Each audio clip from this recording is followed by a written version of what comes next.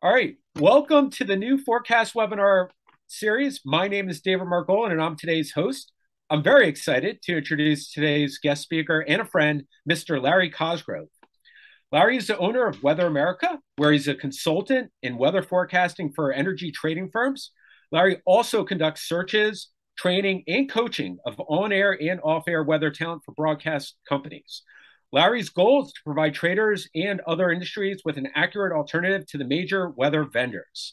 In today's webinar, Larry will share highlights from his long-range forecast for winter 2022-23, along with methods and techniques that were used in developing the forecast. And maybe we'll even talk a little bit about the hurricane season. Yeah, we're all waiting to hear about that hurricane season. Or the lack of. Just in terms of the format, we'll ask that the audience members remain on mute, but we encourage you to submit questions and we'll try to get to those near the end of the session. Without further ado, over to you, Larry. Okay, thank you, David. Well, anyway, I just wanted to start by discussing that dreaded hurricane season forecast. You know, it's a very tough topic in the sense that you have to bring up counterpoints that, let's say, what I said or someone else said.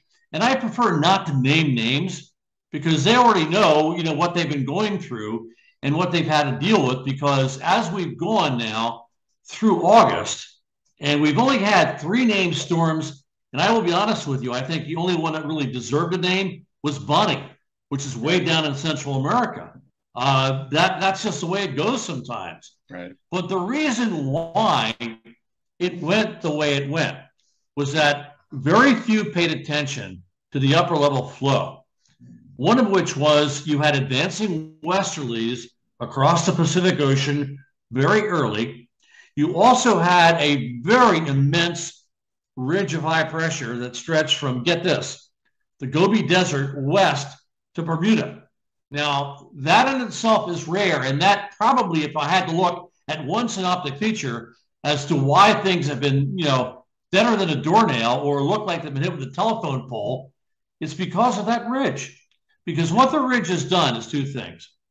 One is that the entrainment of air from the Gobi and Taklamakan deserts all the way through the Sahara Desert into the ocean, it brings a very deep Saharan air layer. All right. Not only do you have hot and dry air, which kills convection, you also have a ton of dust. And I know there are people out there that suggest that dust is not a big deal, but the problem is it is. Because what it does, it forces cumuliform clouds to basically precipitate, much of like you had someone seeding a cloud. Right. So you will kill the convection before it ever forms circulation. Okay. The other aspect of that big ridge is that it generated massive trade winds, which helped to take the temperature down, the thermocline in the Atlantic basin. So you had systems coming out of Africa, even when it was active. The ITCZ was active sometimes, but what it would do is that it would come out into the waters, which are cooler than normal. It would struggle to percolate, and by the time it got to the middle part of the ocean, the system between the hot air at surface and the colder water at below, it killed the systems.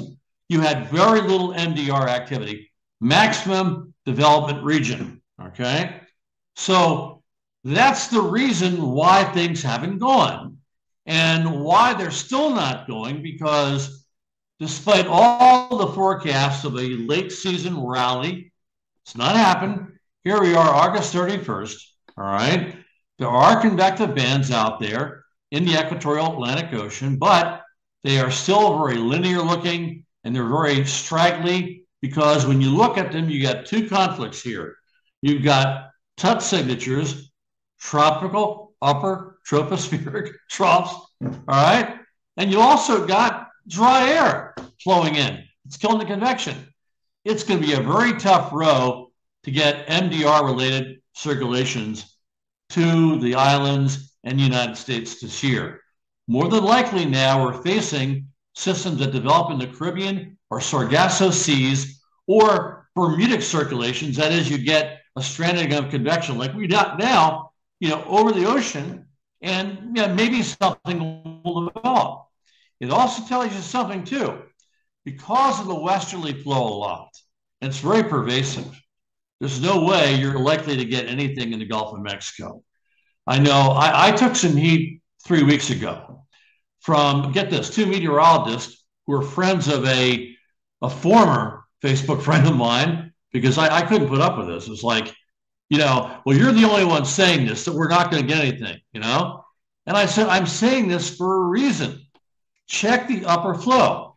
If you've got a southwest profile wind, right, and you've got high pressure across the east, you're going to get conflicting shear, all right? Yeah. One's going that way, the one's that way, and anything that were to develop must progress eastward in an easterly component. So how are you going to get something from the mid-Atlantic up into the Gulf? The only way you're going to get it is through a Tehuantepec measure, the Gulf of Tehuantepec, that jumps up in the Bay of Campeche and somehow straggles up with a closed lower weakness up into Texas or Louisiana. That's very tough to achieve the later you get near. And that's why when you look at hurricanes at Texas and Louisiana, they tend to be earlier season rather than later. It may vary somewhat. If you get a really good La Nina, we're about that in a second, the situation could be where you get it earlier rather than later, but we've not had anything. It's getting too late in the year to get a sustained maxi type of hurricane situation. So end of rant about that. I think, David, we need to talk a little bit more about how the autumn season is going to go and also the winter. Any comments so far? Yeah, Larry, can I just make one point about what you said? It's about how you made a change, it sounds like 3 weeks ago. I just want to say that, and I think this applies to the long range temperature forecast too. What I found in my experience of forecasting is typically the best forecasters, the top-notch forecasters that I've ever worked with or seen, one trait that they had was the ability to adapt. And there's this thing about you make a seasonal forecast and just stick with it. And I always found that those who were really, truly the best were able to say, you know what, there's changing conditions on the ground. I have to change my forecast regardless of where it was a month ago. So the fact that you said that, I thought that just reminded me of something that I've seen from my experience too. Yeah, it's when I started this season, my numbers were 14, 7, and 2. And I took a lot of heat for that because there was one enthusiast online that said, how dare he? And I kind of understood from the sense that there are people out there that love the weather and want to see, a major hurricane season. But I have to go with what I'm seeing rather than what I want. Right. That's the difference. You and I have talked about this over the years. It's like, you have to break it down and say, academically, and with a very discerning mind, how the system could evolve. And one thing I found very early on was that I'm seeing westerlies already. I'm seeing an MJO connection in the Pacific Ocean, and the monsoon, if you looked at it, has been grabbed and linked with the polar westerlies. That's why parts of China have had severe drought, And, we really couldn't say at that point. I tried to say maybe there's an El Nino in the future, and I still think that. It's just the timing, a transition from La Nina to El Nino is very difficult. Too many people I saw online kept saying that triple dip. Oh, it's going to be a 3-year. And one is actually saying a 4-year. I'm saying that's very rare because when you look at past years, like in the 50s and the 70s, and even in the 80s, they tend to quit after 2.5, 2 3/4 years.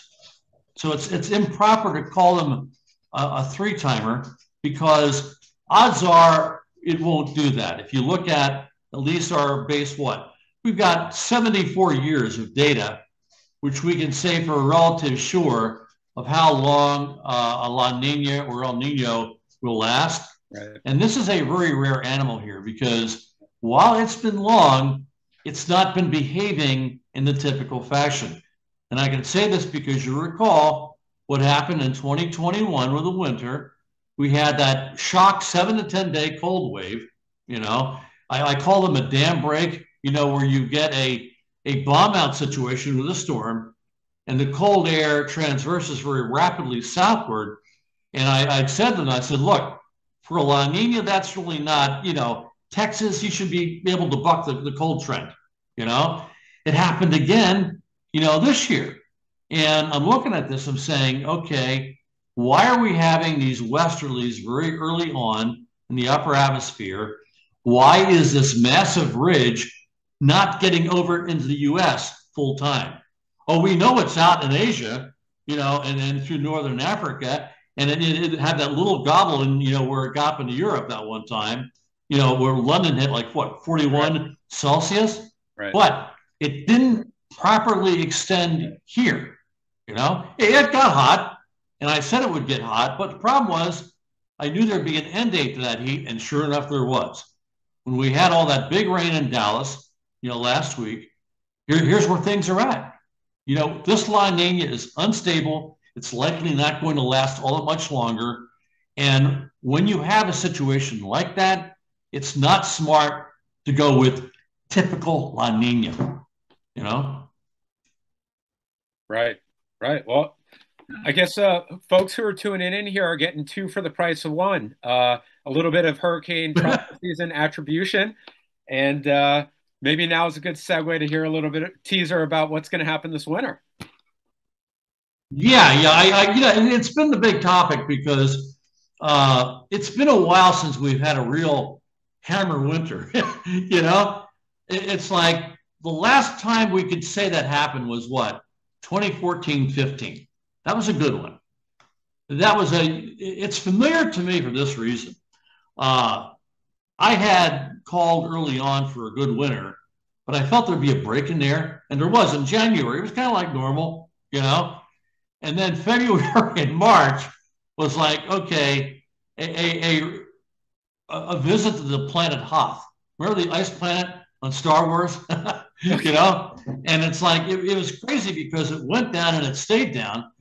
Yeah, I bring these obscure cultural references before, but it's like, the reason is that 2014-15 made a lot of money for my clients.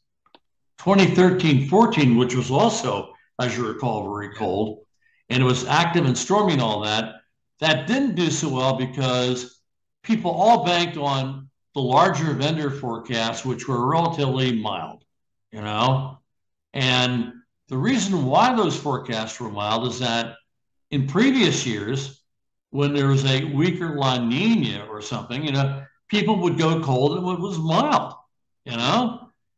We had 4 good years, 2007-8, 2008-9, 2009-10, 2010-11, which were very active winters. They were kind of disappointing for the East Coast, but they at least had that charge to them, which I always harken back. And this shows my age, I know. You couldn't tell by the picture. Was in the late 1970s, we had 3 monster winters.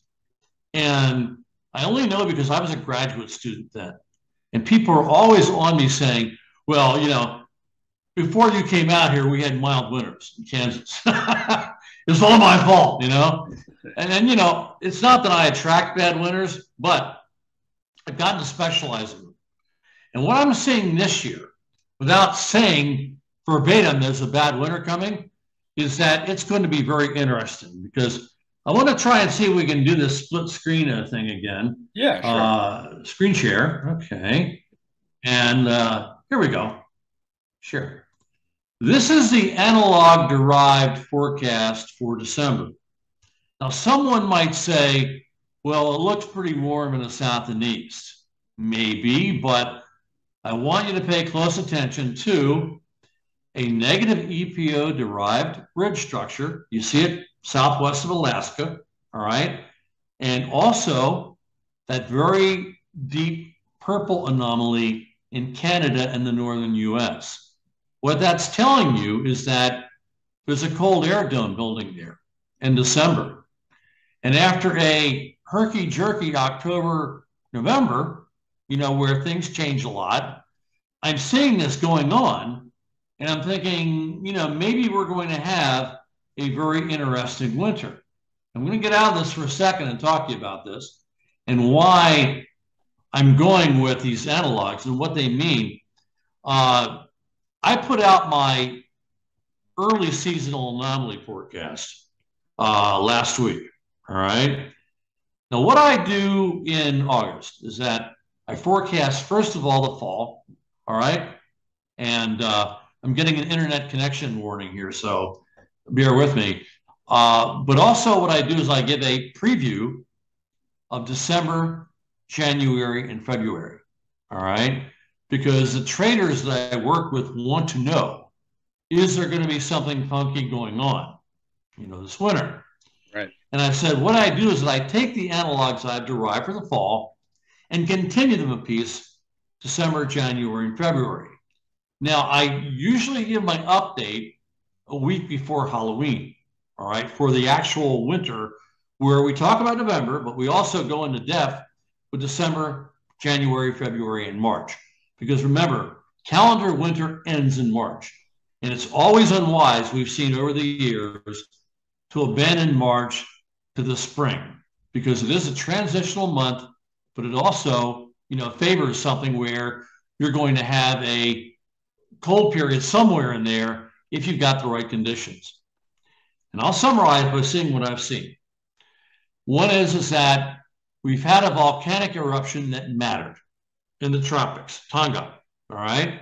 We heard early reports that, it's no big deal, it's nothing. But then upon deeper looks, we found that there was a massive interjection of H2O into the stratosphere. It did break the cap, all right, up to stratopause. And also, what's happened with this is that it's been in a function here where, as it's cooled the stratosphere, what must follow stratospheric cooling? Stratospheric warming. And if you don't want bitter cold in the wintertime, and remember, stratospheric events in the winter are best measured between October 15th and Valentine's Day. All right. You get them in February too late, they tend to have a more scattered result because the cold dome that forms often kind of wanders off and you can't say where it's going to land. You might think, well, that means for North America, we're going to get cold. And no, it ends up in Eurasia. But let me summarize for this here. If we're having a maximum cooling now, we're bound to get the warm turnabout probably sometime in later fall. That will tell you that if you're going to have a sudden stratospheric warming event, it's going to be in the prime time, in winter. And the trick is that if you fragment the circumpolar vortex, or you do a wobble or distort because of warmth on one side of the pole, somebody is going to get pretty hard.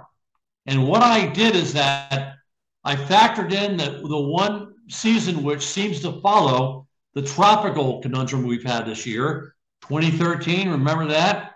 We had storms, they had 14 of them, but it was a much delayed season, and the systems that formed never got going because of what? Westerlies in the upper atmosphere, all right? When you check that out and against other parameters, we have the 1992-93 winter as a Pinatubo reference, all right? Because Tonga was about equal with that in terms of its explosion in the stratosphere, and also 2013 twice.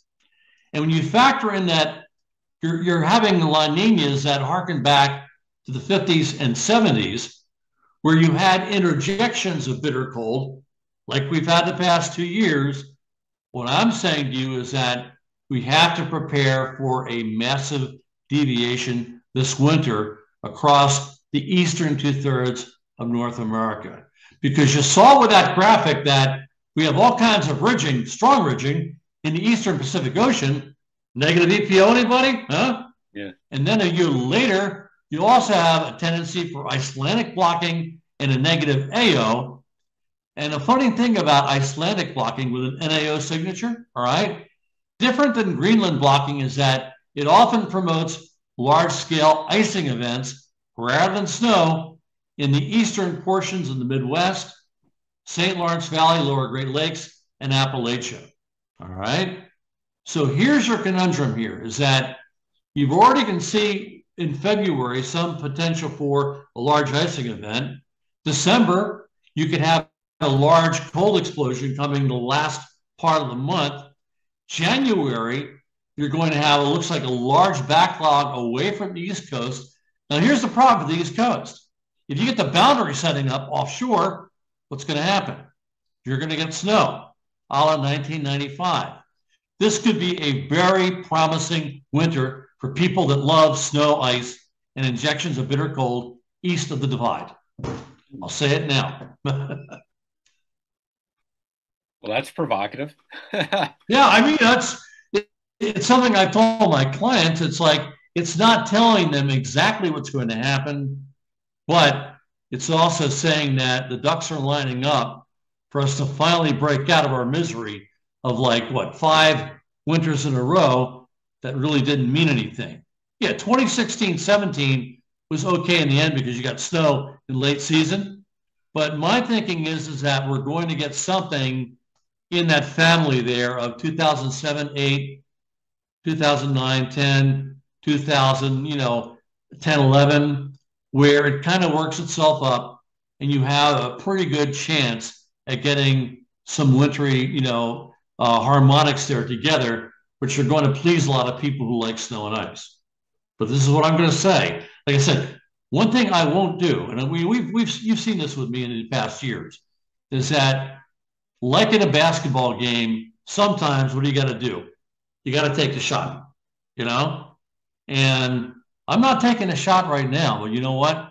I'm sizing up that three-pointer. That's really how I feel about it. And if I can ask a question here, does this rely, because you mentioned about the transition out of La Nina toward El Nino, is part of it? Is this dependent on that? Like, are those the risks? Like, if La Nina ends up staying stronger, more in place than you expect, would that change the outcome for the East Coast? That would mean I would have to interject in the analog something, let's say, of the 2011-12. That was a bad botch on my part because, I followed the crowd on that, which I rarely do. And I listened to the arguments, which just sounded good, was that, the La Nina is going to, erode and whatnot. Instead, what happened was it may have eroded, but guess what? The conditions remained. There was a lag. And could this bite us one more time? Like, where after denying us a stronger hurricane season, that it sticks around? Yeah, it could. It means I probably would have to put another 2011-12 analog in there.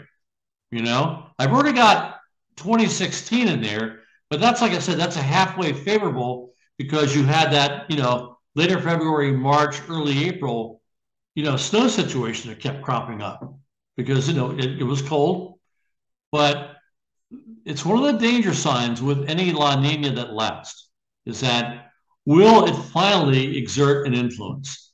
It really hasn't behaved normally the past 2 years, And it's like, yeah, we've had some heat. Yeah, we've had the hurricanes for 2 years. But if you'll notice, 20 was like a maxi system, where you had 29 or 30 declared storms. Then the next was 22 or 23. I didn't think we'd crash this far, but we have. But just to summarize this point on La Nina, yes, it could screw up the forecast. And we have to make sure, at least I do, when I make that final declaration in October. I usually start October 10th or so because I want to include sunspot activity. I want to see what the Tonga thing is working, if it's working at all. And I also want to see forecast for the stratosphere to see if they're projecting potential for, stratospheric warming. Those are all the things I have to do before I do a true declared all get out winter forecast. But just to answer your question, yeah, that La Nina could bite us in the end. And Larry, we have another question here. We just have a couple more minutes, but this is an easy one. But with climate change, you referenced the late 70s and some of those really brutal winters. How has climate change impact your winter forecast process, and in particular analog forecasting? We get this question a lot about, like, can you still use analog years from the 50s and 60s? And what are your thoughts on that? He asked me this question 15 years ago, and I remember it. Remember that? The Citadel? Yeah, yeah. The deal with that is that I always up my temperature profiles by 3 to 5 degrees Fahrenheit. All right, I always. Because when you look at those maps, I don't care if they're 500 millibar or if they're the oceanics, they've all raised considerably in the past 30 years. Mm-hmm. And there's no way you can let that slide.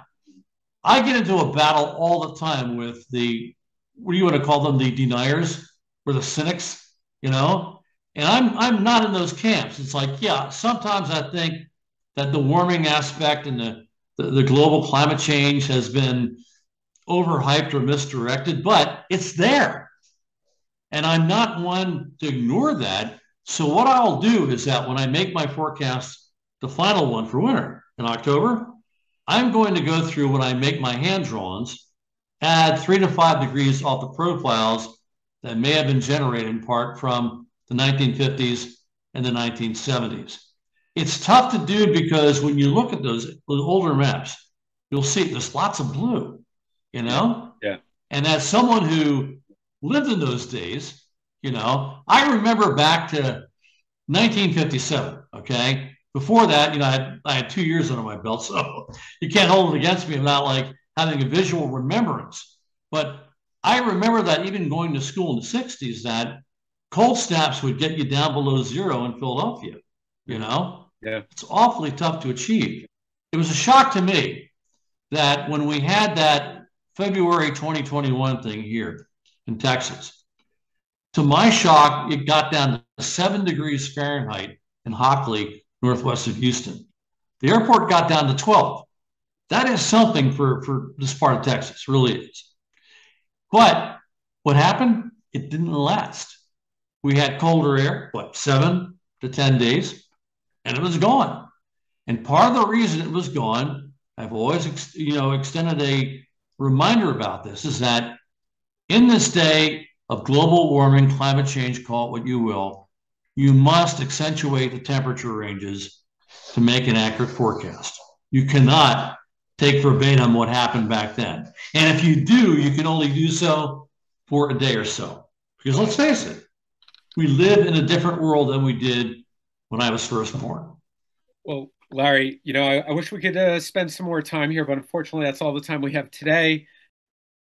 I apologize for the technical difficulties, but as I just started saying, unfortunately, that is all the time we have here with Larry Cosgrove. We appreciate his analysis and expertise about the winter forecast and also the ongoing hurricane season, and hope to have you back soon. Finally, we will be posting this video on our Knowledge Exchange YouTube channel, so please look for it there. Thank you very much, and see you soon. Goodbye.